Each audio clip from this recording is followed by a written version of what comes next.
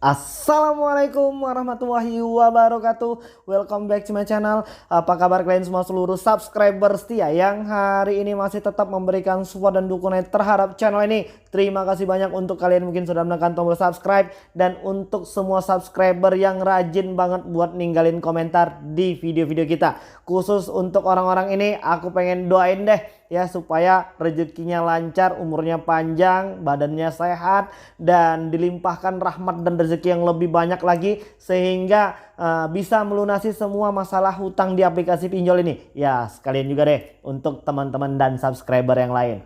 Oke, baik, sebelum melanjutkan video ini aku pengen mengabsen kalian terlebih dahulu. Kalian yang menonton video ini dari daerah mana saja, dan kalian bisa menuliskannya di kolom komentar di bawah video ini dengan catatan untuk tidak saling meninggalkan nomor handphone. Baik ya, hari ini tadi aku baru dapat DM dari snack video atau dari TikTok, gua lupa ya. Cuma yang jelas ini cukup ya, harus diberitahukan deh kepada teman-teman yang lain supaya nanti tidak panik dan tidak melakukan kesalahan lagi. Jadi tadi aku dapat pesan ya dari salah satu follower atau subscriber kita, gua lupa, yang katanya sedang terjebak di 11 aplikasi pinjol. Dan dalam bulan ini semua ke 11 aplikasi pinjol itu akan jatuh tempo. Dan ini sedang lagi panik-paniknya ini. Sedang lagi hangat-hangatnya nih. Ini handphone serasa menjadi artis ya, hampir setiap jam, setiap menit, setiap detik pesan-pesan yang menanyakan di mana posisi Anda ya, atau Anda sedang bermain-main dengan kami ya bos, atau mungkin bagaimana tanggung jawab Anda, atau kami akan menyebarkan data Anda. Ya, berbagai macam teror lah hari ini sudah menjadi makanan sehari-hari. Lebih banyak makan teror hari ini daripada makan telur. Dan hari ini kita yang makan 3 kali sehari udah nggak sanggup lagi, udah nggak nafsu lagi, karena hari ini sudah memikirkan sesuatu yang sebenarnya nggak penting-penting banget. Dan ini kesalahan hampir dari seluruh orang-orang yang belum mampu melakukan pembayaran. Mereka dengan sengaja membuang-buang energinya secara sia-sia hanya untuk memikirkan yang sebenarnya bukan urusan kita.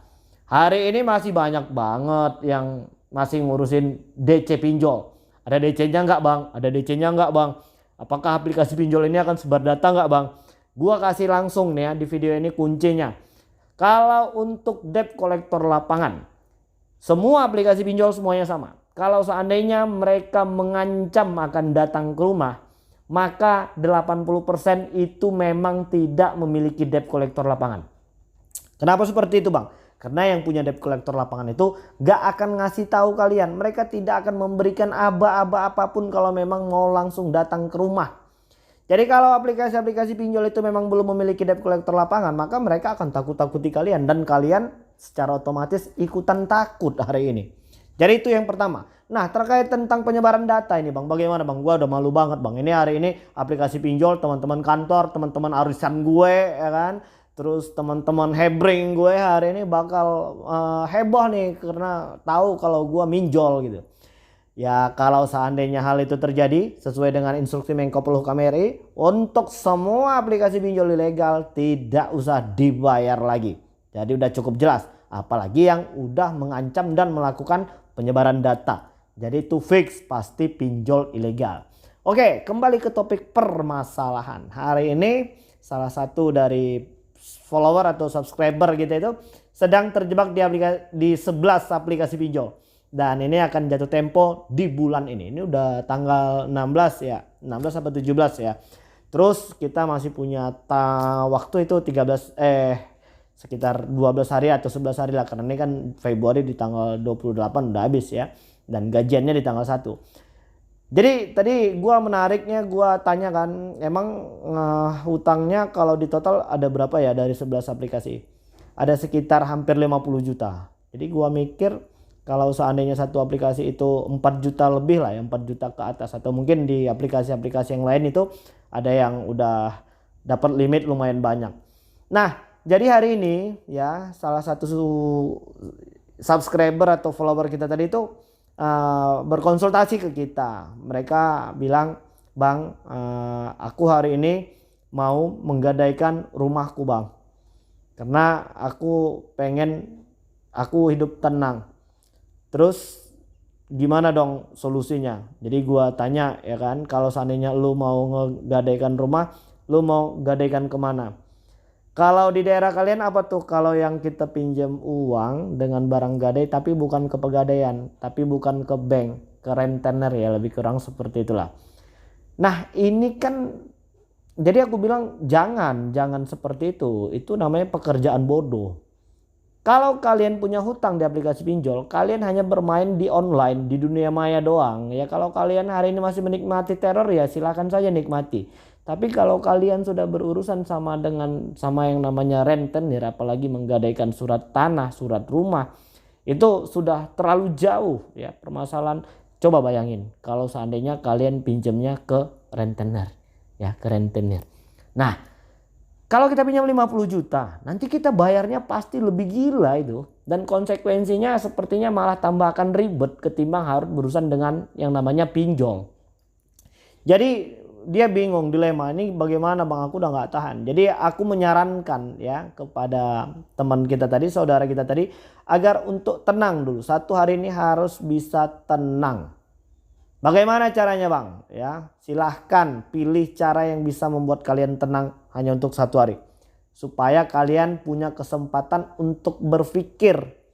Ini yang punya pemikiran yang sama dengan masalah ini segera hentikan dan jangan diteruskan. Nanti tambah ribet hidup lo. Ya, dan solusinya satu ya, yang pertama harus tenang dulu. Dan yang kedua, ya tetap bersihkan niat, luruskan hati dan pikiran ya. Kita akan lunasi nanti ketika kita memang sudah punya uang ya. Itu kata kuncinya hari ini, kita memang harus membersihkan hati dan pikiran kita ya, terlepas masalah utang pinjol ini ya kan, supaya apa, hidup kita nanti diberkahi, supaya jalan rezeki kita terbuka lagi setelah masuk dan bermain-main dengan zona aplikasi pinjol ini. Ya, itu yang ketiga. Dan yang keempat, nanti setelah situasi dan kondisi kejiwaan kita ini bisa berpikir positif, tenang dan jernih, kita pilih aplikasi mana yang bisa hari ini untuk kalian bayar, yang sesuai dengan kemampuan keuangan, sesuai dengan gaji bulanan, atau mungkin sesuai dengan ini itu. Kalianlah yang paling tahu tentang itu. Tapi kalau hari ini itu pun kalian belum mampu, maka stop bayar terlebih dahulu. Supaya apa ya? Supaya kalian bisa berpikir positif.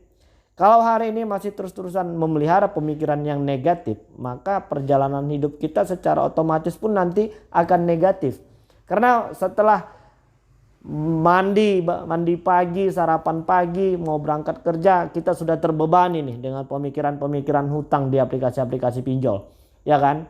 Kita udah ketakutan kalau seandainya ntar gua kerja itu debt collector lapangannya datang ke rumah, gimana dong? Di rumah itu ada bokap nyokap yang bakal shock kalau ketahuan gua pinjol gitu kan. Ya udah deh. Nah, untuk yang langkah selanjutnya cobalah untuk bersikap pasrah. Kalau untuk yang ilegal, kalian diancam disebar data, ya udah silahkan, tantang sekalian, monggo. Silahkan saja, sebarkan data saya.